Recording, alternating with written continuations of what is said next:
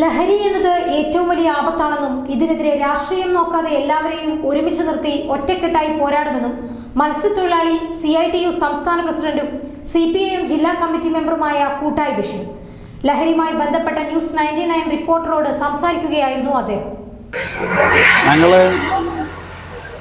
2019 ഈ തീരദേശത്തുണ്ടായിട്ടുള്ള ഒരു രാഷ്ട്രീയ സംഘർഷം അവസാനിപ്പിക്കുന്നതിന് വേണ്ടിയിട്ടുള്ള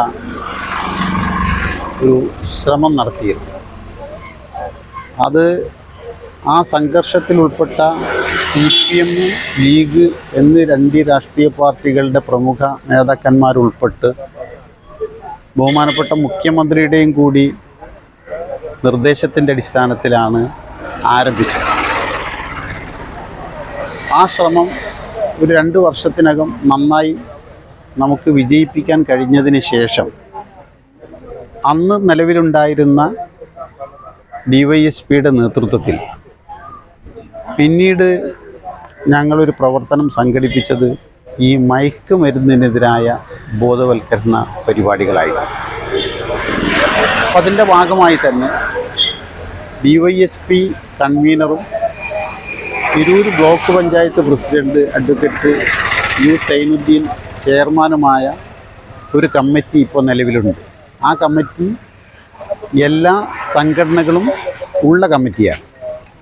ആ കമ്മിറ്റിയുടെ നേതൃത്വത്തിൽ DYSPയുടെ അധികാര പരിധിയിൽ വരുന്ന സ്ഥലങ്ങളിലെല്ലാം പഞ്ചായത്ത് തലത്തിലും അതിന് താഴെ പ്രാദേശിക തലത്തിലും തീരദേശത്താകെ ജാഗ്രതാ സമിതികൾ രൂപീകരിച്ചിട്ടുണ്ട്. ആ ജാഗ്രതാ സമിതികളുടെ നേതൃത്വത്തിൽ ഒട്ടേറെ പരിപാടികൾ സംഘടിപ്പിക്കുകയും ചെയ്തിട്ടുണ്ട്. അത് പറവണ്ണ വെച്ച്, കൂട്ടായി വെച്ച്, പടിഞ്ഞാറക്കര വെച്ച് ബോധവൽക്കരണ ക്ലാസുകൾ സംഘടിപ്പിച്ചിട്ടുണ്ട്.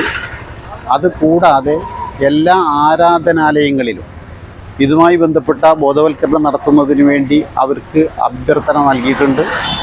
എല്ലാ മഹല്ലുകളോടും ഒരു അഭ്യർത്ഥന കത്ത് നൽകി ആ മഹല്ലുകളും അതേപോലെ മറ്റ് കമ്മിറ്റികളും ക്ഷേത്ര കമ്മിറ്റികളും എല്ലാം ചേർന്ന് എല്ലാവരുടെയും കൂടി സഹായ സഹകരണത്തോടുകൂടി ഈ മയക്കുമരുന്നിൻ്റെ വ്യാപനത്തിനെതിരായ നല്ലൊരു പ്രതിരോധം സൃഷ്ടിക്കുന്നതിന് വേണ്ടിയിട്ട് പരിശ്രമിച്ചിട്ടുണ്ട്. പക്ഷേ ആ പരിശ്രമം എല്ലാം പൂർണ്ണ വിജയത്തിലാണെന്ന് നമുക്ക് പറയാൻ വേണ്ടി കഴിയില്ല. കാരണം ഇതൊരു വൻ ബിസിനസ് ആയതുകൊണ്ടും ഇതിൽ ലാഭം കണ്ടുകൊണ്ട് ആളുകൾ നന്നായി പ്രവർത്തിക്കുന്നു എന്നുള്ളത് കൊണ്ടും നമ്മൾ ആഗ്രഹിക്കുന്ന തോതിൽ ഉടനെ ഇത് അവസാനിപ്പിക്കാൻ കഴിയുന്നതല്ല. അതുകൊണ്ട് തന്നെ ആ പ്രവർത്തനം വീണ്ടും തുടരുക തന്നെയാണ്. അതിൻ്റെ ഒരു ഭാഗം തന്നെയാണ് ഇപ്പോൾ ഈ 31, 1, 2 തീയതികളിലായി നടക്കുന്ന Nila arts and sports club നടത്തുന്ന നായർ തോടിലെ ലഹരിക്കെതിരായിട്ടുള്ള ക്യാമ്പയിൻ. അതിൽ തന്നെ എക്സൈസ് ഡിപ്പാർട്ട്മെൻറ്റിൻ്റെയും പോലീസ് ഡിപ്പാർട്ട്മെൻറ്റിൻ്റെയും ആളുകളൊക്കെ വരുന്നുണ്ട്. ഇപ്പോൾ ഈ നോമ്പിൻ്റെ റമസാനിൻ്റെ ഈ അവസാനം വന്നു കഴിഞ്ഞാൽ അല്ലെങ്കിൽ പെരുന്നാൾ കഴിഞ്ഞാൽ അടിയന്തരമായി ആ സമിതികളെല്ലാം വിളിച്ചുകൂട്ടി വീണ്ടും ഈ പ്രവർത്തനത്തിൽ സജീവമായി ഇറങ്ങുന്നതിന് വേണ്ടി തീരുമാനിച്ചിട്ടുണ്ട്. അതുമാത്രമല്ല, ഈ മാസം 24-ാം തീയതി ബഹുമാനപ്പെട്ട മുഖ്യമന്ത്രിയുടെ നേതൃത്വത്തിൽ സർവകക്ഷി യോഗം ചേർന്നിരുന്നു. അങ്ങനെ ചേർന്നുകൊണ്ട് കേരളത്തിലെ എല്ലാ ഭരണ സംവിധാനവും എല്ലാ രാഷ്ട്രീയ സംവിധാനത്തെയും എല്ലാ സംഘടനാ സംവിധാനത്തെ ഉപയോഗപ്പെടുത്തിക്കൊണ്ട് വളരെ താഴെ തട്ടിൽ വരെ ഈ പ്രവർത്തനം കൊണ്ടുപോകുന്നതിന് വേണ്ടി ഒരു പദ്ധതി അവർ തയ്യാറാക്കിയിട്ടുണ്ട്. ആ പദ്ധതിയുടെ രൂപരേഖ അടിയന്തരമായും താഴേക്ക് വരും.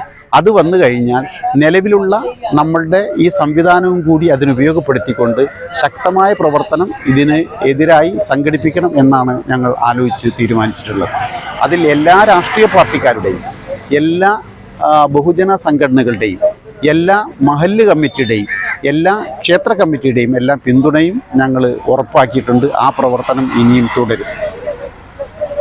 പുത്തൻ കളക്ഷൻസിനൊപ്പം ഈദ് പ്രമാണിച്ച് ആസാദ് ഒരുക്കുന്ന സ്പെഷ്യൽ ഓഫറിലൂടെ തിരഞ്ഞെടുക്കുന്ന ഭാഗ്യശാലികൾക്ക് പർച്ചേസ് ചെയ്ത തുക മുഴുവൻ തിരികെ നൽകുന്നു. Azad silks, PSM arcade, Pan Bazar, Tirur.